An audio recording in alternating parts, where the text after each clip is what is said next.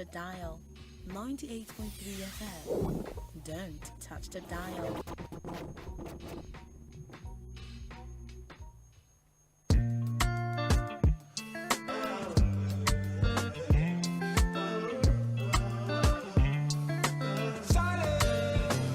I look like money, every move I make is a flex.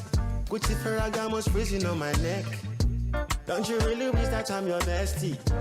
Good, better, best, I'm the best thing. Best thing where you go see for the internet. Today composer will be 200. You want scroll past, shape in your head. Oh yeah, yeah, yeah. Take it, edit, post it, the photo fine. I can take it, edit, post it, because the photo fine. Take it, edit, post it, the photo fine. I can take it, edit, post it, because the photo fine. When you see me for your time. In this budget that Yari presented to you, I have facts, constituency by constituency. Get ready for the ultimate political showdown every Sunday at 6 p.m. Join the dynamic 𝐹𝐴ᴮ, the trusted guide through the maze of politics and current affairs. Political Roundtable, where the sharpest mind dissect the hottest topic shaping our world today, the issues that matters most to you. And there is no subsidy in that sector, according to the government. So what you have, and the government is very reluctant to accept this, that we are funding the discos, they are cash strapped. And so the government is trying to raise money for them. And that is why... Tune in to Political Roundtable every Sunday at 6 p.m. only on Mainland 98.3 FM. Political Roundtable, where politics meets passion. Stay informed, stay engaged. Stay engaged.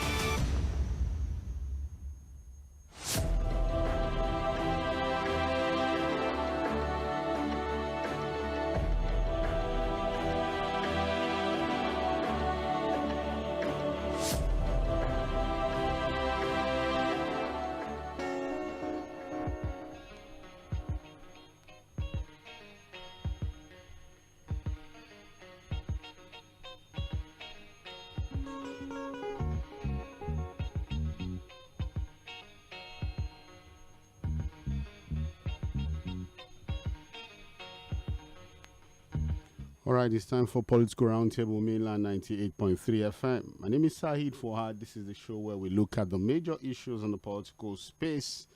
And today, we have very interesting conversations on the roundtable. Very, very interesting, I must say. And I think a lot of our listeners there today, of course, would expect that one of the major focus for the show this evening should be the autobiography of IBB, Ibrahim Badamasi Babangida. It's gotten a lot of reactions and counter reactions. There have been statements.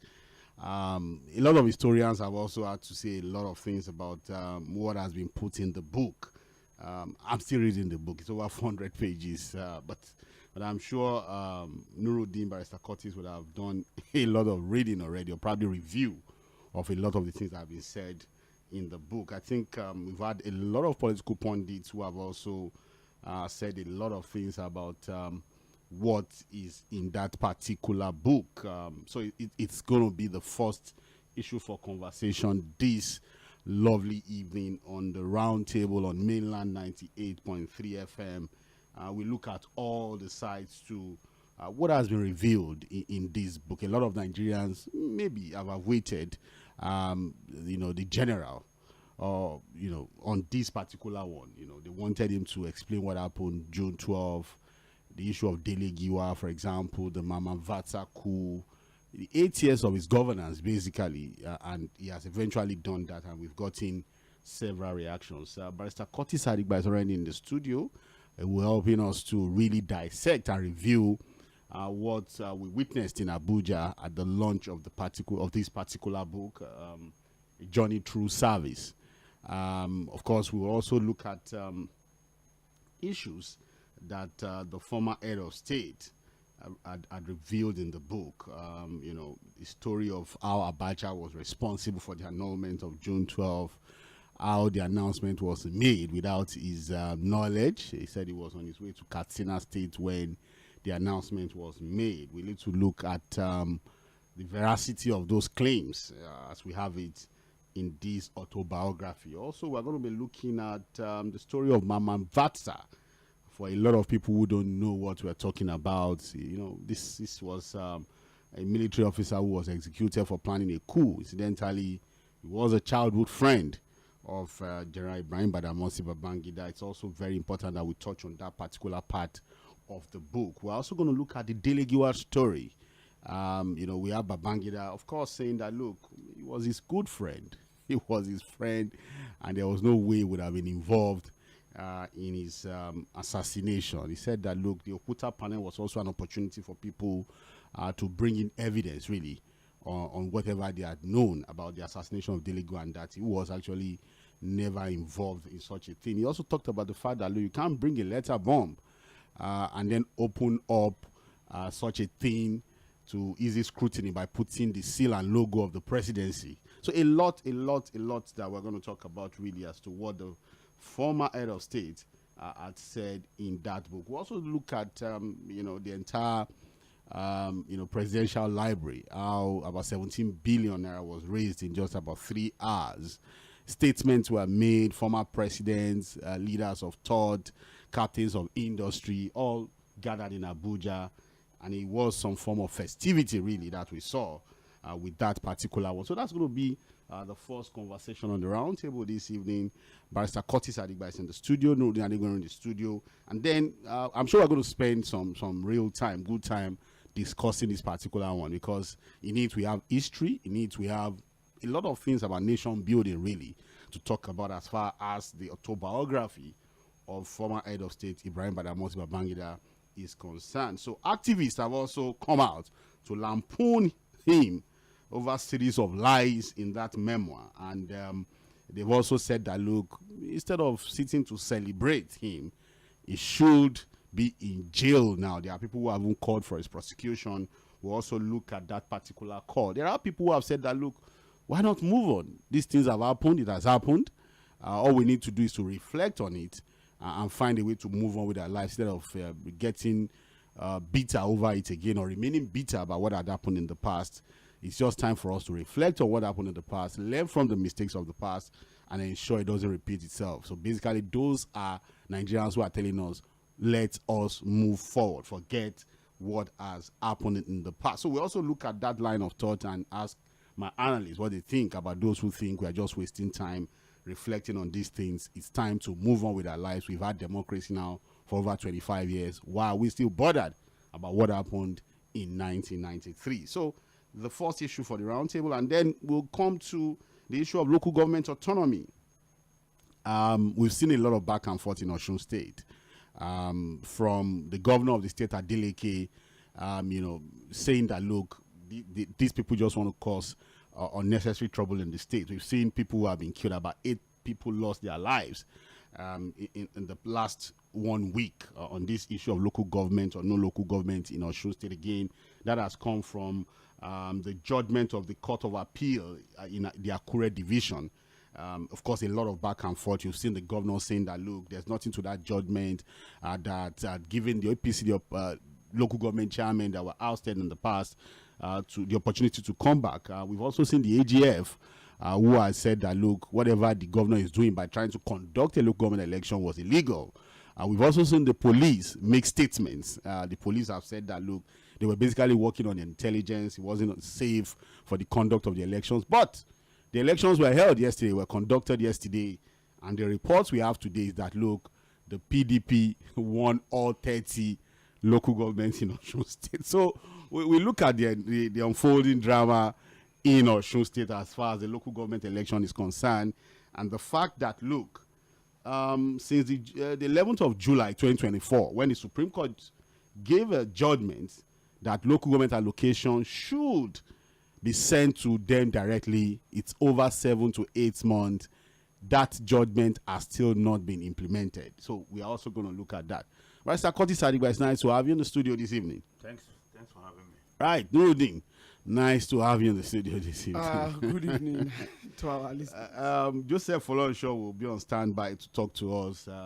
He was in Osun State yesterday, and he saw a lot of interesting things that we've had to discuss, on this, on the conduct of the election. So he would give us his account of what he saw in Osun State, the conduct of the elections, the intelligence of the police, and that of the AGF. So it promised to be an interesting conversation this evening. We're streaming the show live on Facebook. We are also on YouTube, and of course you can also still listen to the show via the Radio Garden platform. So let's go straight into the conversation by Mr. 괶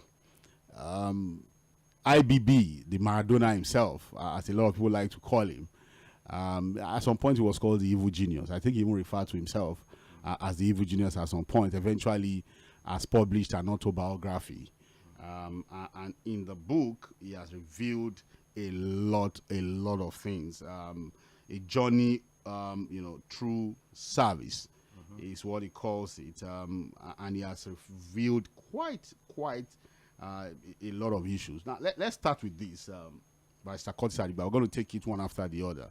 Let's go straight to the issue of the annulment of June 12th. The election that was adjudged to be the best ever in the history of the country, the fairest election in the history of the country. IBB himself, who annulled the election, has admitted in his autobiography, Journey in Service, launched on Thursday, that Abiola won the poll, adjudged to be the most, the fairest election in the history of the country. And according to IBB, late Abiola, who was later imprisoned by Sani Abacha, had polled 8,128,720 votes against Bashiru Tofa as vote of 5,848,247 votes.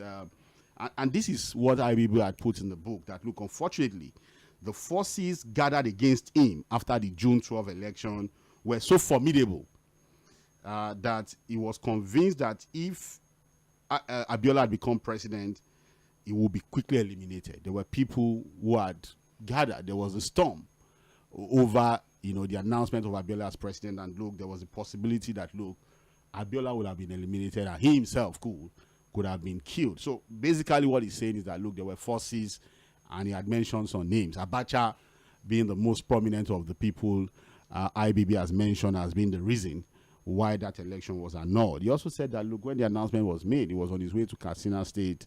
A lot of history, really. Some of them we know. Some of them people have called outright lies. But some of them have said these are just half-truths. Mr. 괶, you listened to IBB. You've read parts of this book, I'm sure. Let's start with the annulment of June 12th. What do you think? Okay, thank you. I think first and foremost, we must understand that all autobiographies generate controversies. Controversies, yeah. Even the best of autobiographies, that you can look at the facts and the fundamental facts and say, okay, maybe the manner and way of expression may have differed or injured some people's expectation. People will still tell you, we don't accept so many of the things that are written in the biography. So that is expected, that a lot of people will come out. And don't forget that IBB himself is a very controversial figure. Is referred to by some as an evil genius, or he referred to himself as one. Or a Maradona. So someone is responsible for the annulment. The circular or the announcement which made public the annulment was unsigned. It was a paper that was just thrown out there. Nobody signed it, and nobody owned up to signing it. And we didn't know, but there were a lot of speculation at the time that Abacha was the prime mover of the annulment. Now, for those who are careful watchers of Nigerian politics and the military, you will understand that at some point in IBB's life, when he was the military president, he lost both the military and the command system to General Abacha. Abacha was that influential at some point. Abacha was not only the chief of army staff, he was also the chief of defense staff of the army. So he had the authority over posting of men, the loyalty of the troops and their leaders. the officers and soldiers were more loyal to Abacha, who was in charge of the command system of the army, than to Babangida. And Abacha became more powerful after the unsuccessful attempt by Oka and his group to remove Babangida from power. So everybody knew that Abacha was very powerful, and for years, he was the chief of army staff as well as the chief of defense staff. In other words, he combined the role of Lieutenant General, this guy now, Joshua, the chief of defense staff, and then Oluyode. It's a powerful offices combined under one. And it was also a known fact that at some point, after several postponements and dribbling, that Abacha began to position himself around politicians, sending out discreet messages there that he saw Babangida's doing. And so Abacha began to consolidate his power base. Okay, and a lot of people began to see him as somebody who was more democratic, leaning than Babangida, and that he was, and the fact that he was not a man of too many wars.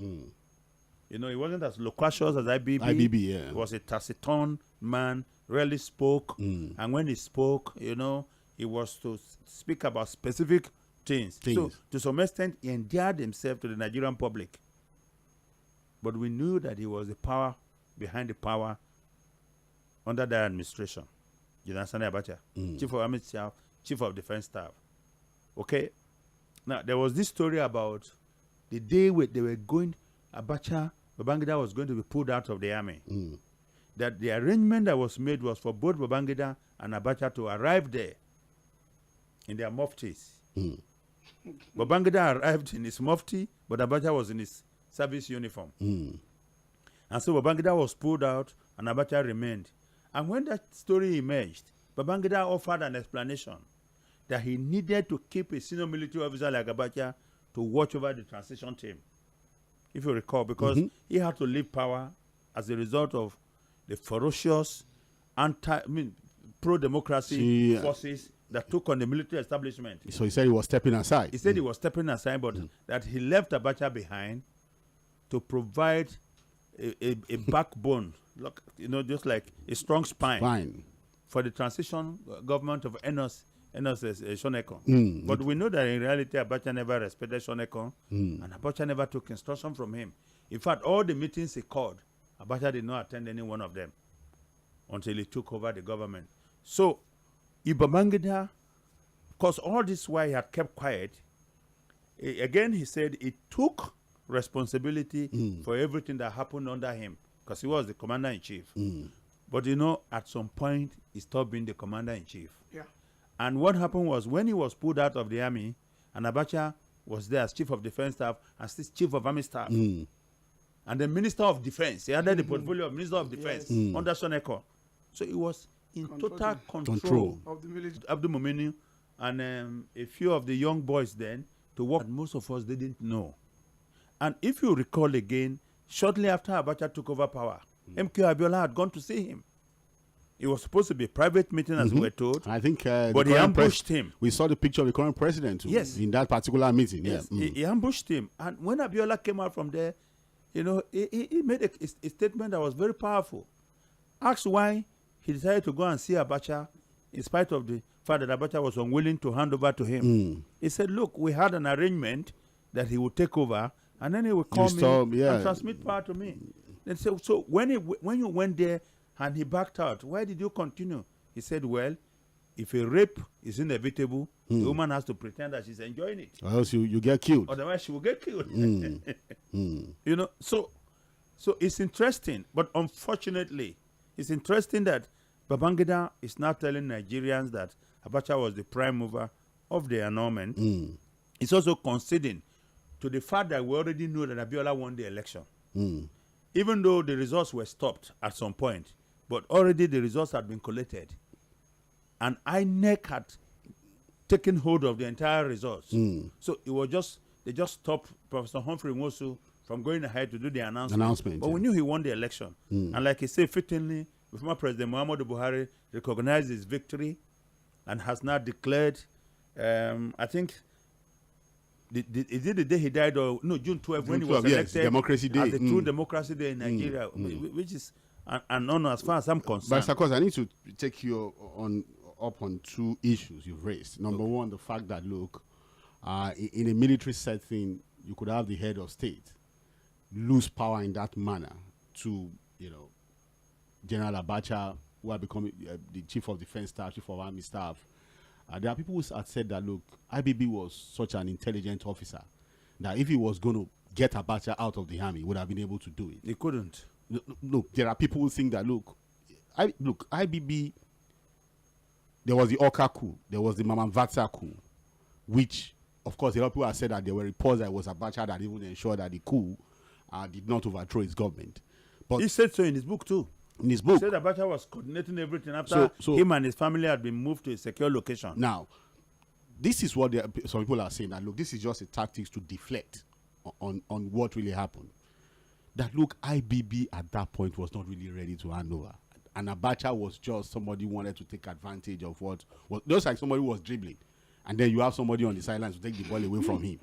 That, look, for IBB to, there was a time he was postponing the elections until that happened. Number two, that who were the guys who were setting up the booby traps? For example, God bless the soul of Professor Ofrenwosu, who was the next chairman at that time. A day to when the elections was to be conducted, there were Yes. Who were the guys who had set up these booby traps? Made an order against the provisions of Decree number 13. That IBB himself had put in place. Yes. That no court can stop elections. Yes. So there were people who, it was like somebody who was setting. But then there was also a high court order of Lagos that said the election could proceed. So no, what I'm saying is that, look, there were people who said that, look, in good conscience and spirit, IBB was just being the Maradona. Telling people go ahead and still ensuring that there were problems in the electoral process. And that, look, this idea that the announcement was made, we saw a broadcast where he himself, IBB, had said that there were problems with the elections. So are you saying that, look, it was not really an IBB thing, or here was a man who had dribbled himself to submission and he was just Abacha on the wings, taking advantage of his, misadventure? And your characterization could be right, but here is the point. We have a proverb in Benue that says, if you stay too long in the toilet, you see an unusual fly. Yes, your bars to have it. They say, so IBB overstayed its welcome as far as they were concerned. The top military hierarchy were concerned. Don't forget that there had been 2 attempts to overthrow him. Yes. And don't also forget that Abacha also had the ambition to be head of state. Not seen it quietly. I had an encounter with the top military guy, the general, who was also my client before he passed. And in his book that he wrote, titled My Command, I'm talking about the late General Adisa. Yes, My Loyal Command. That's what he titled My command is Obasanjo. So, okay, his own is My Loyal Command. My Loyal Command. And he made references to certain things about Buhari, about Babangida and Abacha. And when I asked him directly why is it that he seems to like Abacha more than Babangida, he said to me, one, Abacha had become more powerful in the military at the time, that on several occasions his colleagues, you look sad, what is the problem? And then he says to him, sir, all my colleagues have been appointed military governors and nobody is looking in my direction. He said, don't worry, AK will take care of it. But then, say one day he went to visit Abacha and he told Abacha, sir, my colleagues have been made governors and nobody is looking in my direction. And Abacha looked at him and just smiled, said, AK, don't worry. He didn't say, I will appoint you, or he didn't say to be taken care of. He just smiled at him and he left. And the next appointment of governors, military governors that were made, his name was there. He said, so Abacha doesn't talk much, but he does more. The IBB will promise you everything on earth, but he won't do it for you. He was that kind of person. Now, those who were in the military with them, the boys, the brigade commanders, those people who were key to any military operations were with Abacha. So at some point, Babangida, yes, was the president of the country, the commander-in-chief of the armed forces of Nigeria, but he was not in command of the troops. He lost that privilege and that power. So if Abacha was that powerful, why not just overthrow IBB? Well, he didn't want to do it. You understand what I'm saying, because, Mr. yes, Yeah. Because you see, I think what Abacha also didn't want to risk a powerful coup. Because, like IBB said in that book, quoting Colonel Ibrahim Taiwo, a coup is only good when it's successful. But what I'm saying with no, this I understand what influence, you're saying. With everything, would have just an easy one to get him out of power. Yeah, but I mean, again, in a coup, when you're planning a coup, something can just go wrong. Look at the Dimka coup and the way he explained it. They had basically succeeded. Of course, yes. If Dinka had blasted IBB and killed him, like he said this is suggested, at the radio station, and without the ability of IBB going back to Ikeja cantonment to mobilize troops and come back, what do you think would have happened? Anything can go wrong. Even the Oka coup almost succeeded. People tell you, oh, it's because of two things. You know, the fact that they wanted to exercise some states, 5 states out of Nigeria. So IBB actually played politics so much to the point that he lost control of the command structure of the military. And like you said, yes, Abacha could have overthrown him.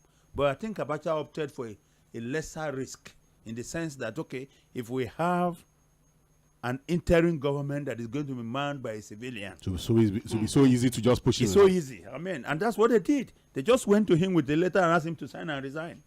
And they put him on a plane back to Lagos. You understand what I'm saying? and that is also strategic in the sense that there were a lot of people who were dissatisfied with the interim arrangement, interim government arrangement. Why don't you announce the winner of the election? And just leave it? Yes. And that was why he was able to approach Abiola and say, look, don't worry, when we take over this government, we're just going to hand over to you. But that at that critical point, I'm coming to you, Nuruddin, at that critical point of, you had an Abacha and his squads. Of course, he's mentioned names. The former Senate President, David Mark, were also part of the pool. He mentioned as, you know, who were unsettled about Abiola presidency. Now, yeah. But wouldn't it have been more honorable for IBB, for example, to have said, okay, I would rather, because what he said was that, look, if the announcement was made, it's possibility of Abiola being killed and the possibility of himself losing his life. And people have said that, look, why not just announce the results and leave it open? He also talked about the possibility of Abiola winning and then Nigeria sliding into a civil war. Although he has not been able to give any evidence as to how Abiola's presidency could have led us into a civil war. But do you think that, look, because there are people who have said that this is a guy who is just giving excuses. This is a guy who is now presenting himself to be a coward. And a victim. And a victim. A victim of a system. Of a system he created. So don't you think this is just deflecting and making excuses, really? Again, and we also do not have General Abacha alive. Why wait? To speak to some of these things. It's not only General Abacha. And don't also forget that one of the reasons why Babangida was reluctant about writing this book years ago was the fact that he said most of the characters in the book that he was going to write won't probably be there to speak for themselves. But he had opportunity when some of them were alive. Like who? Well, I mean, 광ᴜᴜ, for example, I think died last year. Yeah, I don't think he said anything that was bad about Humphrey. No. The fact Rather, that he showed that, I mean, even in his book, you saw that Humphrey was very courageous. Yeah. At the meeting of the Armed Forces Ruling Council, when the decision was to be taken whether they should go ahead with the election or not. Humphrey said he was going ahead. With the elections, yeah. That the Decretating gives him all the power and that he has put in place all arrangement. He himself said he was taken aback by the courage of Humphrey Mfosu, of Professor Humphrey Mfosu. Yes. So I think Babangida is somebody who wants to preserve, quote and unquote, his reputation. And it was in a tough space to explain why under his watch the amendment happened. Because if he said, oh, okay, I did it because I didn't want to put my life in risk, it clearly speaks to the fact that this man cares more about himself than about the entire country. And the system. And I think that is what a lot of people already believe. Okay, that the Maradona is still striking. And then he's still moving with the ball. Yeah, the second part is that, like you also pointed out, it's not advanced any reason how a victory that brought joy to most Nigerians, that smashed all kind of hindrances in the country, would have led to civil war. He has not said anything. Except if he believes that Nigeria is only made up of Nigerians who are in the military, and especially those few people around him who were unsettled about Abiola's presidency. I think Nigeria would have been in joyful mood, in peace, okay, if Abiola had been sworn in as president. Yes, there are those who disagree with Abiola. We've never had any president that every part of Nigeria agrees with. Yes. And then, but we didn't have civil war. Even the current president, not all Nigerians agree that he's a legitimate president. Of course, yes, but the country is still moving on. We don't have a civil war. So I think it's IBB being IBB, you know. But I think he has, on the whole, he has contributed to history. History. Okay, he has contributed to history, and a part of that history, nothing we need to touch on. The execution of his childhood friend, General Mamman Vatsa, is also one controversial part of the history IBB is putting out in his book. You know, that execution was done in 1986. And according to IBB, again, part of the book is that, look, he felt a deep personal sense of betrayal, citing their decades-long friendship that began in Mina. They are even from the same state, school friends. I think he was also during his wedding. That was his best man, you know, so they were that close. So he said that, look, he just had to do what he needed to do, that he felt betrayed at some point when he was even here in the room of the coup. He had also spoken to him and all of that. But then they had planned a bloody coup which would have plunged the country into darkness. To choose between saving a friend's life and the nation's future. Above all, everyone who had signed on to a military career understood clearly what it meant to plan a coup and fail. The penalty was clear and unmistakable. Reflecting on the emotional toll, Babangida described being somewhat depressed over Vatsa's death, yet insisted his responsibility to uphold national security took precedence over personal ties. Of course, Vatsa's death was a personal loss of a childhood friend. As a human being, I was somewhat depressed to watch him die in such circumstances. However, the nation's stability and the cohesion of the armed forces were too high on the scale of priorities to be sacrificed for personal considerations. The law and the imperatives of order and national security are overriding. Everyone who has signed on to a military career understood clearly what it meant to plan a coup and fail. Exact words of Ibrahim Badamasi Babangida, the former head of state, on why Vatsa had to be executed despite being his childhood friend and a long-term friend, even in the military. Do you think that, you know, because there were a lot of appeals. I remember the Pope, Vatsa also being a poet, you know, and all of that. WဃŠOᴘsAᴘᴘ came in, a lot of poets, you know, came in, you know, pleaded that, look, don't execute him. You could have just jailed him.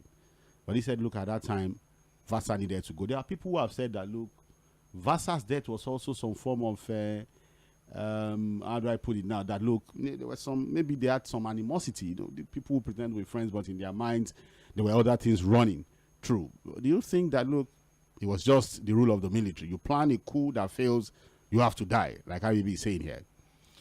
Well, how will I put it? Have lies, have truths.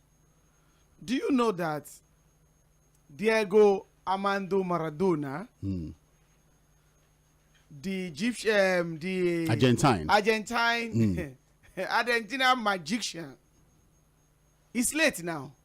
If you throw a ball on his grave, it's going to bounce. What signifies that Badamasi Babangida, Ibrahim Badamasi Babangida, is still a Maradona, and it reflected in all the pages of the book. Before we came into this, I was telling my psychologist that merely looking at it from the table of contents, I discovered that this particular book is going to fill with a lot of unwanted information to distract. That is the reason why all the major point that he's supposed to talk about was hidden. It was not stated and taken, bro. A lot of stories, my early life. But on the Vatsa execution, because there's a lot in the book, right? There are a lot of things that we have to look in this.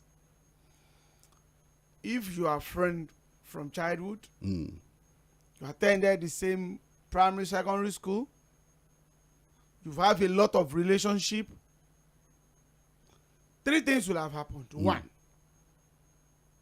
don't forget, in the same book, Babangida insinuated or wrote that when he was the head boy, it's like he was not kind of happy at that particular time. Who was not happy? Babangida was not happy? No. Vata. Yes. No, there were people talking about possible jealousy and all of that. Then when you now move that one into the military, truly, if you are a military person, you sign to take up the job, and if you you plan inform a coup, and he fails, is that? At least in the history of Nigeria, we've seen it. It's only a little time that some people could be lucky to have been jailed. And look at those ones that have been jailed. Maybe there are some. You know, in military, when you hear a coup, even if you don't partake in it, you are part of it. When you hear it and you don't even part of it, you've had it, and that is the thing. So it's assumed that you are part of it. So for that one, he said it is neither here nor there, because when you are in the military, you are part of the coup. You heard about that coup. In fact, you see the glimpses of the coup, and you cannot tell the commander that is going to be affected or send a kind of information that will reach the top. If something boomerangs, you will be counted and you are part of it. So you think that, look, on this on IBB, that particular one. But one thing that is there is this. You know, there are some, it is not everybody that was accused, even upon how we said Abacha is this, is very, very tough. There are some certain people that were not killed, that was even robbing. We don't know, maybe they were involved truly, but they were robbing a part of those people that are in different crews, that they were not killed. But this particular one on relationship, I think Babangida himself is the only one that can say the major truth about the reason why he killed his best friend. because he could have just jailed him. Because you could have just jailed him. And when you jail him, if Abacha comes in the way he comes in after 𝐶ONECON, if he's going to be Pardon released, him or release then him. that is going to center himself on every of the issues that he tackled in that particular book as a victim, as he was handicapped. The same way on the issue of this verse, that he shows that he was handicapped, that he cannot overlook it because it's the rule of military. Although he loves him so much, they've been a very good friend and whatever, as if his hands were tight. And this the same Babangida. Under him, we know the number of military officers that gain a lot of resources. We saw a lot of even civilians working with his government that gain a lot of resources and everything put together. So on this particular one, it's only Babangida that can say the reason why he could not save the life of his friend. He has said his own reason, that it's just about the military code of conduct. You know, you plan a coup and it fails, you'll be executed. Barrister Curtis Adigba, Nuruddin. Barrister, now, in 1986, we have this list of people that were killed with Mama Vata. You know, again, there was a lot of appeal all over the world.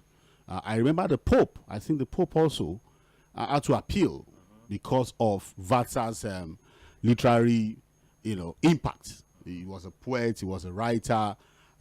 J.P. Clark, Wole Soyinka, a lot of people really appealed to Babangida on this particular one. That look, don't kill him. He's even your friend.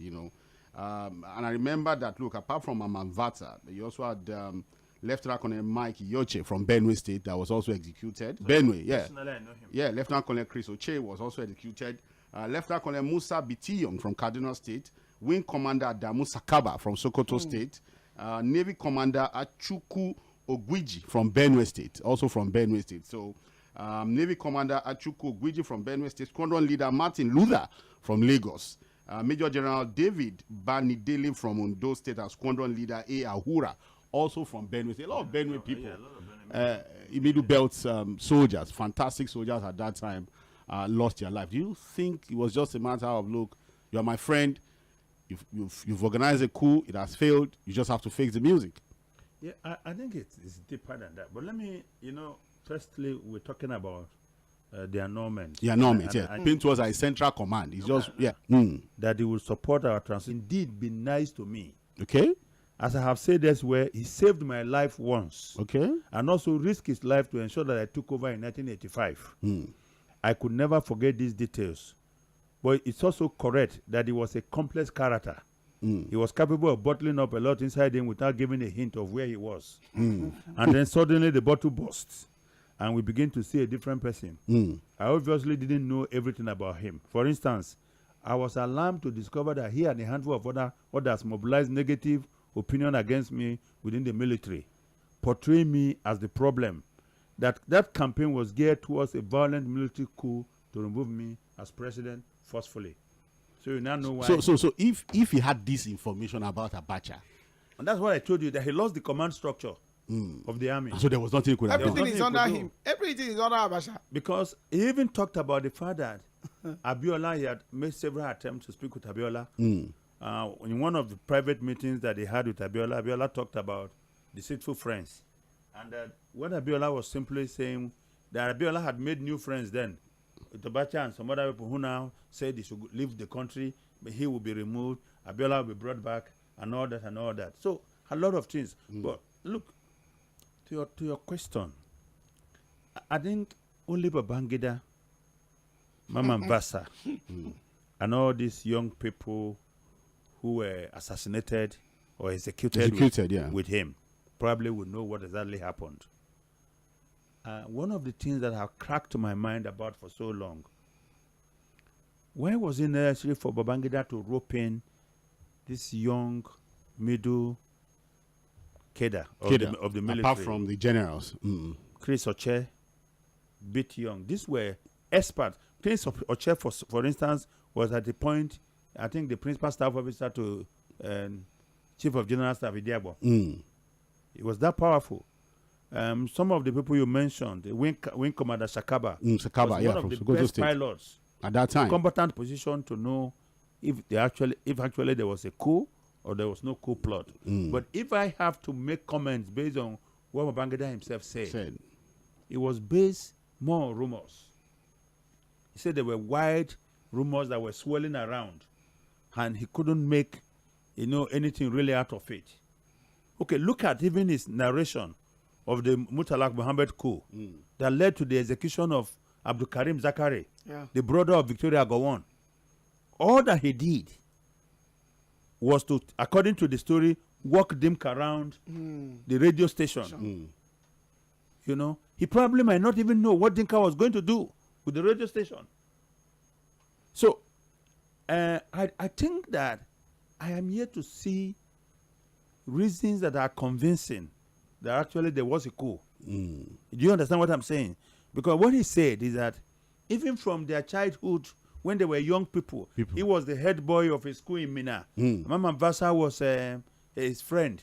He had envied him. Everybody knew in school that he envied him and wanted him to fail. So this could have been used for animosity. There was that envy, but they were still friends. They were still to the point of marriage over the years. And it's possible that, because even as Minister of FCT then, was the Minister of FCT that powerful at the time? You understand? So I don't understand his characterization that people had come to him to say he should remove him from there because he was so powerful and all that. And then to think that 50,000 naira was the only evidence to show that coup was in plan. That Vasa had given Bit Young 50,000 to plot a coup. How much was 50,000 even at the time? And according to Bit Young, that money was given to him by Vasa to help him start a farm or do some project in his place. So again, like I said, I wasn't a member of the military. I don't know exactly what happened. But from the book itself, I am not convinced that there was actually a coup to topple him by Mama Vasa. Then the another angle that we need to look at, especially in the area of June 12. For what? After the election was annulled, you remember that the same group that went for order for it to be annulled, for the election not to have taken place, they went to court again for order after the results have been installed. And I saw Babangida on NTA addressing Nigerians. But in his book, It's another narration at all. Oh. Where he mentioned that there was. Oh, he said he did address Nigerians here. And I was a bit out of place for him, you know, because he struggled to justify the annulment. To justify the annulment. The annulment. That happened without his knowledge. Without his knowledge. In the military. And he also named the guy who made the announcement. Who made the announcement? Secretary to the chief of the general staff there. Yes. Augustus Ḥaihomu. Yes. And that while he was he saw that the announcement was made. So, because again, it just continues to question the command structure of the military. A lot of the things he said about, you know, people taking decisions, how a head of state, for example, was the commander-in-chief. He was even afraid of Abacha's outburst. You heard what he said? Yeah, what he said. So, that, you know, it's somebody who can bottle a lot of things, and when he bursts, the bottle bursts. Because again, it just continues to question, you know, the command structure of the military. But again, we are not. Again, we're just dealing with history here. But let's go to the one that has got a lot of details, really, and it's also a part of his book that people have been talking about, and that's the assassination of Delegiwa, of course, who was then the editor-in-chief of the Newswatch magazine. It's one assassination. Of course, a lot of people have been assassinated in the country without closure, but that is one assassination that has continued to raise dust about whether, you know, Babangida knew about it or not, the way it happened. And he also addressed that particular issue in his book. Again, for people who don't know Delegiwa, he was a vocal critic of the Babangida's military government. He was assassinated via a parcel bomb in his home in Ikeja, Lagos State on October 19, 1986. 1986 has come with a lot of history. 2 days before the incident, very important, I will also talk about this, that before that parcel bomb was delivered to him and got him assassinated, 2 days before the incident, a senior official of the Directorate of Military Intelligence had accused Delegiwa of illegality, illegally importing and stockpiling arms and ammunition to stage a socialist revolution in Nigeria. Now, alarmed at the charge, Delegiwa quickly briefed his lawyer, the late Gani Fahimi, about this allegation from a senior military officer that he was stockpiling arms and ammunition. Akilu, that's Colonel Alilu Akilu. Yeah. You know, the following day, a security chief, Colonel Alilu Akilu, called to reassure Delegiwa that, look, there was nothing really. It was just a misunderstanding. But the allegations were there. And Delegiwa had been trembling. How do you accuse a journalist of trying to stage a social revolution? And this is what Ray Epu, who was Delegiwa's colleague at Newswatch at that time, had said that, look, before this parcel bomb was delivered, a government emissary arrived at Giwa's Ikeja residence. His son, Billy, collected the parcel and handed it over to his father, who was seated at the dining table in the company of Kayode Soyinka, the London correspondent of Newswatch, who was visiting from the UK. The envelope bore the seal of the presidency and was marked to be opened by the addressee only. And the rest is history. Barrister Curtis Adigba, IBB has dismissed it. He said that, look, it was just a media noise. There was nothing to it, really. Again, he was saying that, look, even if somebody was going to be assassinated, you don't give a clue as to the source of the assassination, because, again, how do you mark such an envelope with the seal of the presidency? At some point, he also said that, look, the old Delegiwa thing was targeted at his government. He has also thought that, look, people was going to come to the Okuta panel with evidence, and that, look, Delegiwa was a friend and all of that, you know. That account of Delegiwa's assassination, the denial by Babangida in his book, what do you make of it? You know, again, it's vintage Maradona. But this is what I would tell you. Yes. No group of persons have the expertise, the courage, the means of operation to deliver such to an individual in this country. At that time, and the military intelligence, as well as the Department of State Security Service, and others will not have any knowledge about it. In fact, if it was delivered through a regular courier company, the information would have been out there. Who gave them the parcels? But it was carefully and cleverly and strategically done in such a way that only people in government could have been able to do that. And not just ordinary set of people. Now we know we may not know all the details, but we do know. I mean, we know that Delegiwa and his colleagues were up to a very sensitive investigation, and that borders on Gloria Okon. Okon, yes. And the allegation was that Gloria Okon was a courier for some top military brass. Amongst them, quote and unquote, Babangida and others. Courier of what? Is very drugs. important. Drugs. Okay, I needed you to and that establish she that. had been arrested, and she was talking, and there was a need to keep her quiet. That they had planned to substitute her with someone else. Yeah. And that Delegiwa was on that story. There was also the story about how, in order to keep Delegiwa quiet, he received a call and was promised a huge amount of money, and that was the money he was expecting in the envelope that was delivered, and that was why, but the seal of the presidency, and he had to open it alone.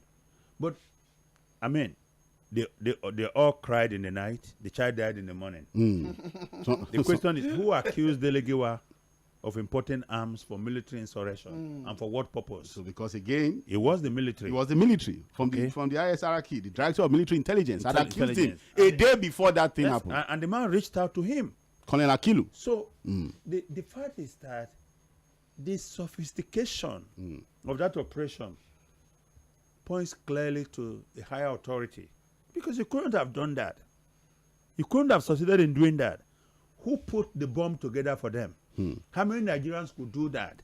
In fact, there was a story of them bringing somebody. Because he's saying, no, he was targeted as government to paint him black.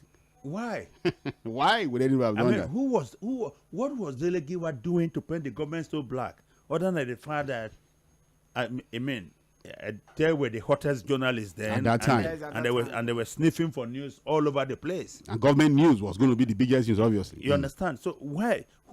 What was the interest that person was pursuing at the time, that he would go to that extent of killing a journalist? If it was not against to preserve that government, okay, if it was to embarrass him, okay, what was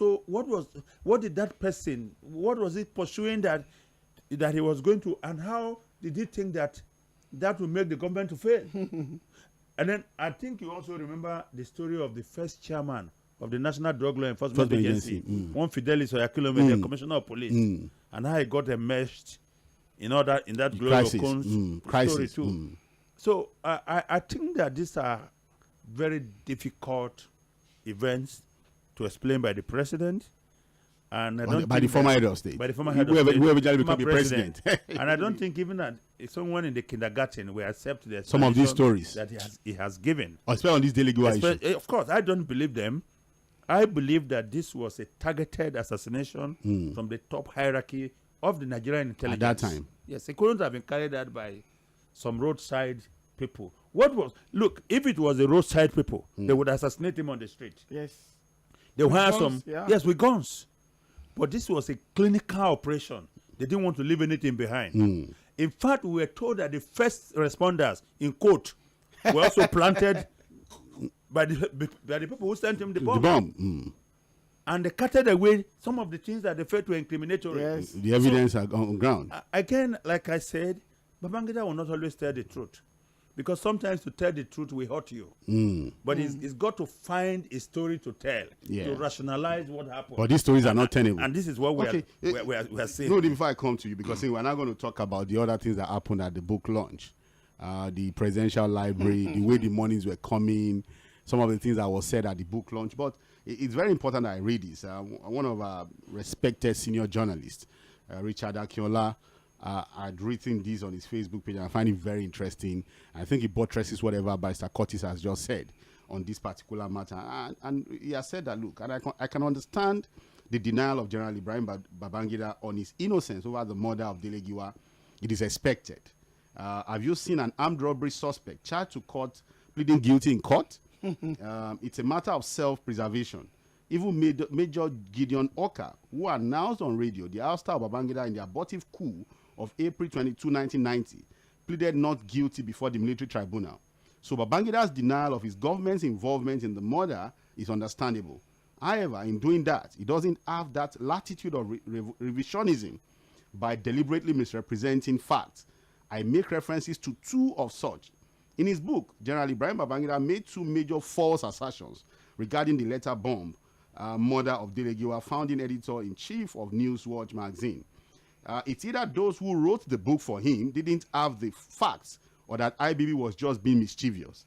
And he's quoting him. I said, the Supreme Court's suggestion that the Newswatch lawyer, Gani Fahimi, could take on the case as a private prosecutor did not receive a positive response. That's quoting what IBB has said. And this is his own response. That, look, on Friday, December 18, 1987, the Supreme Court, in a unanimous decision of the 7 justices, upheld the appeal of Gani Fahimi that he had the right to privately prosecute the 2 security chiefs of Babangida he accused of being behind the murder of Delegiwa. Pursuant to that judgment, Gani Fahimi filed an application at the Lagos High Court seeking for an order of mandamus to compel the state's DPP to either prosecute the 2 security chiefs or even given the fiat to do so.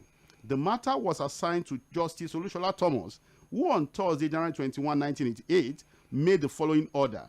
That one, I hereby order that Mr. J.A. Oduneye, the former Director of Public Prosecution, now Solicitor General of Lagos State, do exercise his discretion whether or not to prosecute Colonel Ali Luakilu and Lieutenant Colonel A.K. Togun for the murder of Delegiwa, and if he declines to prosecute, that he do endorse a certificate to effect on the information submitted to him by the applicant on Monday, the 3rd of November, 1986. This order of the court shall be carried out on or before Monday, the 25th day of 1988. Pursuant to this order, Gani Fahimi sent a letter to the Director of Prosecution, accompanied it with the court's ruling. Based on this, the Solicitor General wrote to Gani Fahimi that the Senate was ready to prosecute the suspects. Again, a lot of things, again, that people have said at some point. Mr. Richard Akinola was even saying that, look, how did Delegiwa became IBB's friend? It was wrong to have referred to Delegiwa as his friend, because he said, oh, they were friends. Well, I think they had some level of interactions. If you know Babangida very well, he was such a charismatic man. I listened to some of his friends and some of the guys who worked with him. One of them was his, I think, the driver or so, whom he gave a house at 1004. When the wife of that man had a baby, the president then came to 1004 unannounced, knocked at the door, and they said, who was there? He said, General Babangida. That was it. And he opened the door. He went into the house to see the baby. So it was that charismatic. So he could have reached out. Oh, he would have reached out. Because again, what Mr. Akinola is saying is that, look, it's even deceitful to be referring to Delegiwa as his friend. He said, from where to where? I'm coming, Nuruddin. If you could execute your childhood friend, Amamvata, who then is Delegiwa, who you only met in the course of his official duties as journalist. Delegiwa was not your friend, General. That's well, that's his view, and he's entitled to his view. Of course, I mean, but Babangida also is entitled to his view. That he was his friend. But one thing there is for in the kind of a manner that Babangida knew Delegiwa. Look, definition of friend. It depends. So Babangida could have been defining it as. He has to define the friendship. That friendship. But because at that particular time, even at that particular time, majority of Nigerians knew what make Delegiwa to be famous. In fact, the government of Babangida really threw that popularity to Delegiwa. Babangida really threw that popularity to him, and that is the thing. So now saying he's his friend. I was his friend. No. We have to define that friend. You know, that's why I said the definition of that friendship is very, very important. Because one thing there is this. But there is no way that Babangida wants to say it. No. I think what Richard Akinola was trying to say was that look, if you could kill at least that one that we knew. Your established friend, childhood friend. So that does not say you can't kill Delegiwa. Let me explain. Yes. That look, if indeed there was a coup, and on the basis of preponderance of evidence, yes, it was established that Vata was, Babangida had no choice in the matter. Don't forget He was that. the Supreme Military Council. Don't forget that Gonwok, Bisala, and all the others. A lot of people didn't raise so much questions because Murtala was killed in that coup. In that coup, yes. So people could hold on to something. Yeah, at least there was a coup and he was killed. Yeah, it's believable when lives had been lost or lives taken. But this as a result of coup, yeah, it's more believable when you tell people these are the prime suspects behind it. And that was how Gonwok and Bisala, who happens to be connected, I think, by marriage to Dinka and co. Yes. Were all put together. Bisala was there when Murtala was buried. He was part of the delegation. But when they started picking people, they picked all of them. Yes, so the fact that he killed Vasa does not mean he cannot be friend to Delegiwa. Or he cannot kill him too. Or he can also not kill him too. You understand what I'm saying? Because it was a game of survivor. And in the military, you are trained to protect yourself and protect your troops. So as far as he was concerned, his territory was being encroached upon. This was power game. Do you understand? Now, if Delegiwa was in possession of something that could take down his government, because don't forget that every time there had been a coup, there are stories to tell. To tell, yeah. If you go back to listen to the speech given by Jogarova when Gowon was being removed, he told his own story. Sorry. You go back to hear the story that Abacha gave. When Babangida, when the Abacha speech that actually brought Buhari to power. Buhari was not part of that coup from what IBB said, but they made him the leader. And then when the Buhari was to be removed too, again, there was a story. I think it was who was the president? Was it not T.Y. Danjuma? No, it was not T.Y. Danjuma. No, one was by Abacha. The very broadcast. Yes, there was a broadcast by Abacha. You know, during the removal of Buhari. No, one was Dogoyaro. Dogoyaro was the one that overthrew Buhari. No, Shagari. Okay, that brought him Buhari. That brought him. The broadcast that removed Buhari is what I'm trying to remember. Abacha, okay, gave that broadcast. Okay. That brought in IBB. Yes. So there are always stories to tell. But like IBB whether it's any or not, there's going to be a story. And don't forget that all of these speeches talked about corruption in the country. Yes, and about how the system was not working. They need to reform. They need to whip people back to line. But in his book, you know, he said, when the military takes over power, it's not about them delivering on their promises. It's about the situation, the circumstances. And they speak to that. That speaks to why they take over. Because the atmosphere must be conducive and to get the people on the street. And they must say something to, of course, bring in the people. Of course. Even now in politics. Look, we have used power in all our elections. Haven't we used power and corruption?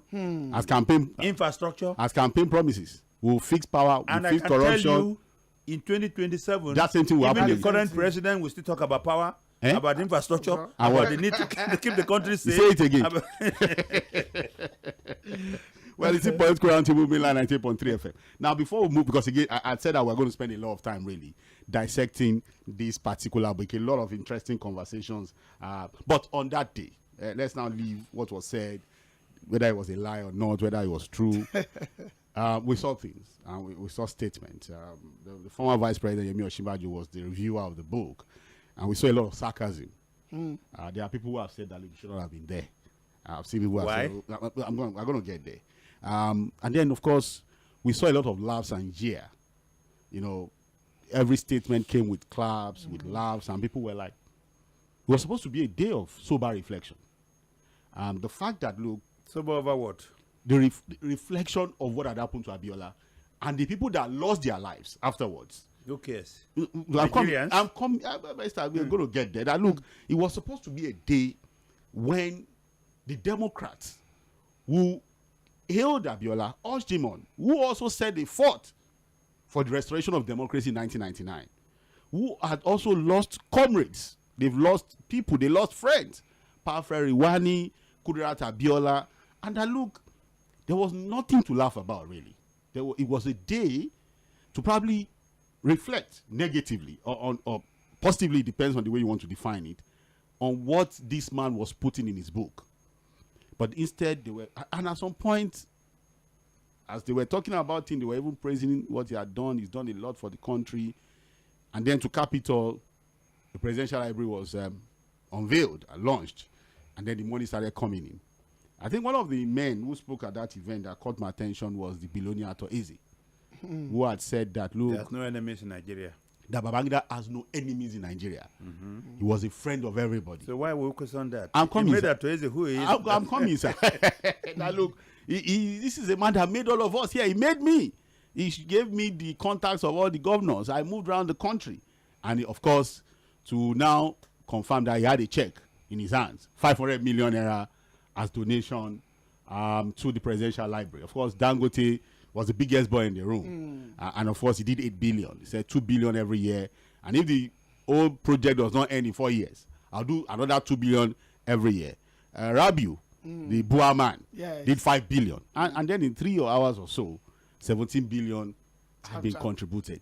And you have been here launching something. Not even 100,000. So, I don't beef, I just say. But barrister, that entire event, not the book now, but we are done with the book really, because again, it's a book for Israel. I hope our young ones will read the book and would have listened to a lot of things we are saying and what people will still say as to review of the book. But the entire launch, the fanfare, the speeches. But Chief Olusegun Obasanjo has said that he had given a written speech that would have been delivered by Abdul Salam, but eventually came. And the only thing I picked from what he was saying to IBB was that, look, they will abuse you. They will criticize you. Don't mind them. You've written the book. You've written it. Don't care. They will come and insult you.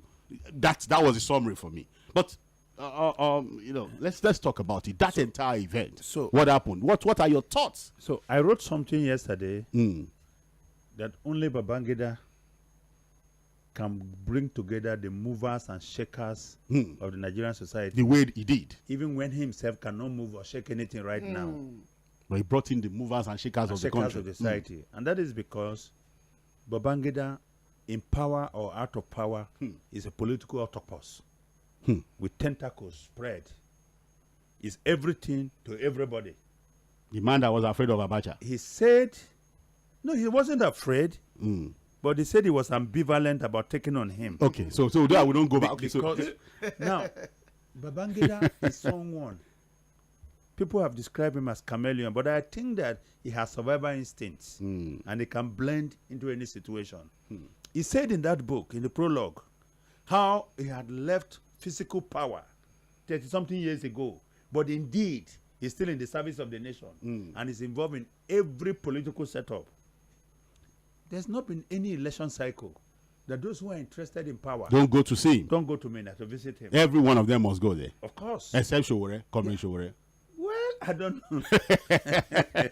At least that one I know. Yes. So here is a man who has his tentacles everywhere. In the economy, in religion, in politics. Just name it. He's everywhere. And don't forget that he has also assisted so many people. And that's why I say, if you think criminality in court is not profitable, then it should have been in Mina or in Abuja to see that book. Real criminality. Yes. And that's why I say in court. If you think criminality is not profitable. I want you to finish that. I saw the post. Yes. Because you see, how does he still retain that power, level of influence, capacity, the attraction to pull all these people together? It was what he did while he was military president. And the credit you will give to those guys also is that they still remembered what he did. What did he do? There is this argument there, or line of thought, that most of those people that came, just like Ataoise said, were people that Babangida handpicked and empowered. And made them billionaires. Billionaires by selling some of our critical national assets at undervalued rates to them. And some, he just gave contracts. Others, he gave mining rights, oil wells, and all that. So they became super rich. And they owe him a debt of gratitude. There's also the line of thought that says some of them, he still retains significant holding. Shares, quote unquote, in their businesses. In this business. Yeah, those allegations are there. In fact, if you ask me, not too many people turned out that day. If you know who Babangida is and what he has done for people. Should have been a bigger crowd. Should have been a bigger crowd. And so, but the few people that came out actually pledged or raised enough money to build a presidential library for him. Yeah, because 17 billion in a mina in Niger State. With the promise to give more. So because Dangote has said that, look, if the thing don't finish for 4 years, as the thing they go to 2 billion again. Of course. So, and that is the story. And as to why the vice president, former vice president, should have been there or shouldn't have been there. Of course, he was invited by Babangida to review the book. And Babangida knows that he's got quality, to do justice to the occasion. Which he did brilliantly. And he delivered. So now, if you look at the people that were there, the business community was well represented. Oh, you talk about Boa, you talk about Dangote. In fact, I was surprised that people like Tony Elumelu and co, because 괰 𝐴, I was hoping to see him there, Yeah, it was. I think it was Babangida's Obasanjo's time that the banking consolidation was done. Yeah. But all these guys have linked to Babangida one way or the other. So I think that it was an occasion that spoke to what exactly? That's what I'm thinking. Its influence over the country. So as a Nigerian, Mr. Curtis, what were you seeing? What did that event tell you? So that what I saw was a man who still retains a portion of his influence and relevance in the country. Even Obasanjo, when he stopped serving us, you remember he was president when he launched his presidential library. Yeah. How much did he raise? Fayose is still saying his money. I think it was about 8 billion that he raised. Yeah, but time value of money, maybe he would have raised 17 billion. A billion is a billion anytime. But maybe he might not do the same thing. Same thing, yes. Like one man said in my place, he said they say Nigerian money is not good, but a million is a million. Million. And if you want to count people who have it, you will name him. I'm going to come to you, Nurudi, but did he tell, as other Nigerians, what do you think? I'm still saying that. What were you seeing, apart from Babangida's influence? Does it speak to anything around nation building to you, really? Our commitment to nation building, the thinking of our leaders, or you think that we're just pawns in their games? That's where I'm trying to get really on this issue. Politics in Nigeria is like a chess game. Chess game, yes. It's a chess game. And we are pawns, just like 𝐴 said. Now, if you took to heart, they are not fighting. If you are so serious about their interactions and clashes, it's up to you. Like we said here, some people don't talk to their friends or their brothers anymore because of Tinubu and Atiku. Differences of opinions in politics.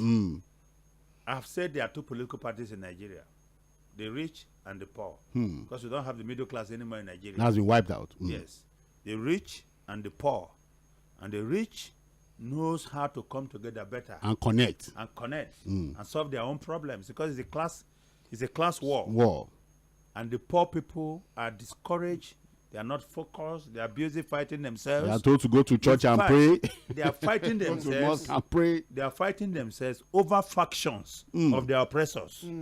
Of which faction of the oppressors to follow and support. Which one to follow. And so what you saw that day is the fact that the rich class still understand what they need to do for one of them. So it's supposed to be about collaboration. It's about collaboration. Yes. So that's why it is for the poor that it's about competition. Yes, you saw Abu Salami there. He said, Ibrahim, when we joined the military, it was supposed to, we're just praying to be captains, and then we'll retire and go and rest. But we rose to the peak of our career. And look at what we become. And not just that, we also became head of state at that time.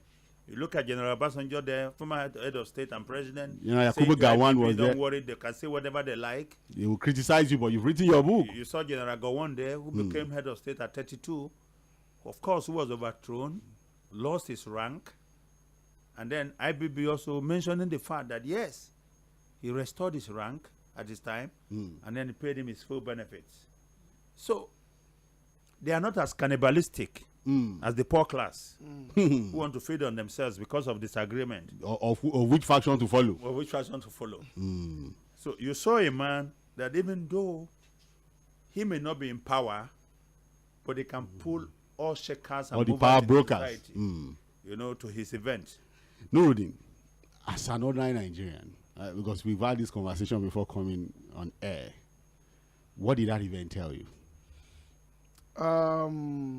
Sincerely, when I was looking at that table, laughing and everything, inside me I cried. Yeah. Because I remember I remember the number of journalists that died. Yeah. During the time of Ibrahim Babangida. Those people that are jailed, civil society group members that have died. And what Abacha did after? Ordinary Nigerians that have died. Fuad. One of the riots after that annulment of June 12th, I knew a man. Yeah, and you told me the story of Agege too. What happened? That just kept drinking pap. We call it cocoa. Before we were discussing, and he rose up to go and carry placard and all this, and the soldier shot him. The intestine with the cocoa, I saw it.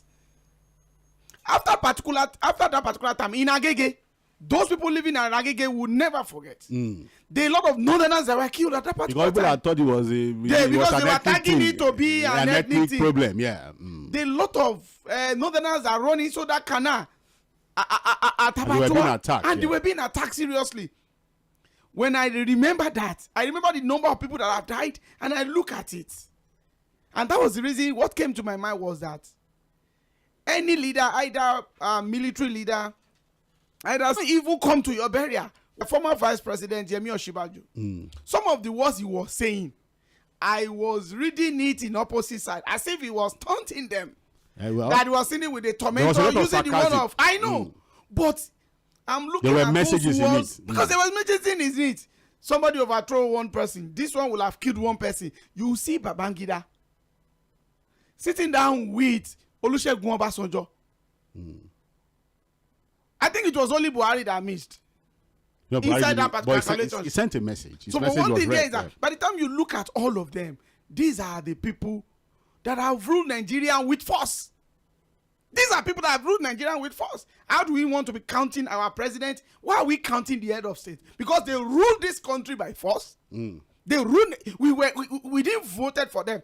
Look at Buhari by Obasanjo. When we voted for them, either rightly or wrongly, they were elected. But not the military guys. But not the military guys. Upon all what they've done, some people sit down celebrating them like this. What it means is this. Yeah. What does it tell you? What it now tell me is this. Now we're in the political era. Ordinary Nigerians, the poor, don't kill yourself because of any politician. If you do, these are the same way these politicians, irrespective of their political party, they are going to sit down. They are dealing with themselves. Their children are marrying themselves. If you kill them because of them, you are the loser. But Q is two things before we move to the next issue. Yes. Okay, so here's, if you listen to former Vice President carefully, Yemi Osinbajo, he talked about the fact that in Nigeria, in spite of our disagreements, in spite of our differences, we can always come together when we need to. And then he went into the description of the event by saying, here today are people who ganged up and overthrew Gowon. Gowon is here. Okay. And Gowon is here. People who ganged up and overthrew Gowon. Yeah, and Gowon is here. Is here today with the same people laughing. And then he went on to talk about how Babangida had carried out the coup that brought Muhammadu Buhari to power. And then the same Babangida overthrew Buhari and detained him for 3 years. The same Buhari is not here, but he has sent a message, represented in this place. And then he said, when IBB, the same IBB, his transition became endless. And at a point, he sacked the government, sacked the Senate. There was a young man elected to the Senate who then tried to reconstitute the Senate. He was arrested and detained. He ran away from the detention. and escaped out of the country. He's here today. He's here today. And his tormentor. No longer is he that young senator, but he's here today As the president of as the the country. president and commander-in-chief of the armed forces. President Bola Ahmed Tinubu. And you see, he busted that laugh. Everybody laughed Also at- busted that laugh. I was like, So, in other words, the point he made clearly is that, look, these guys at the top have the capacity to quickly forget What had happened to them? In the, and move on in solidarity with one another. Gowon should have been bitter, very bitter Till against today. Obasanjo and Theophilus Danjuma, who orchestrated that coup. We're part of the people. After spending almost 9 years in power. Now, Buhari should not be on talking terms with Babangida After I was ousted and detained for 3 years. for 3 years. And Tinubu should be on the war path with Babangida. You know, one of the things that happened in Iraq, why the problem in Iraq persisted for so long, was that America had believed that Nouri al-Maliki, a Shia, having lived in America for some time and all that, that when he became the prime minister, he was not going to harbor any of the bitterness Against the Sunnis led by Saddam Hussein. Hussein. And he wasn't able to do that. Unlike Madiba, Mandela. That brought in the Rainbow South Nation. Africa. Yes, brought in the Rainbow Nation. Everybody in his office, the office of the president, resigned the moment Mandela walked into the office. And he said, no, you take your resignation back, except you don't want to work with me. I'm not seeing any color here. No. I see South Africa. He gave an example of what happened when he went to watch hockey with his security details. Then there was this aircraft, unauthorized, but flew over the place. And there was stampede. And what happened? He said the black security guys all disappeared. It was the white guys who jumped on him and moved him to a secure location. You know, so this is what we see. And the day the poor people, poor Nigerians realize that politics is just a game, and that as these people at the top are fond of easily coming together to plot the next move, that unless the poor people like us can also come together and chart our own path forward, we'll continue to be used by them, and we'll continue to fight for what the faction that we should support or not support. But at the end of the day, why they are also finding a way to align and realign. yes, at the end of the day, Fuad. what we get is Nothing. nothing. Let me add this one. The sitting of all those head of states, businessmen, whatever that I see. Another thing came to my mind. If you look at all of them, they have gained from Nigeria. Mention Obasanjo, we mention Buhari, we mention Babangida, mention all of them. Yakubu Gowon. They have gained from Nigeria. What has ordinary Nigerians Gained from Nigeria. gained from Nigeria? And that is the reason why, no matter any way you want to put, the way I just look at them, I think poor Nigerians, the Nigerians that were at that particular time at different side of time, are the losers.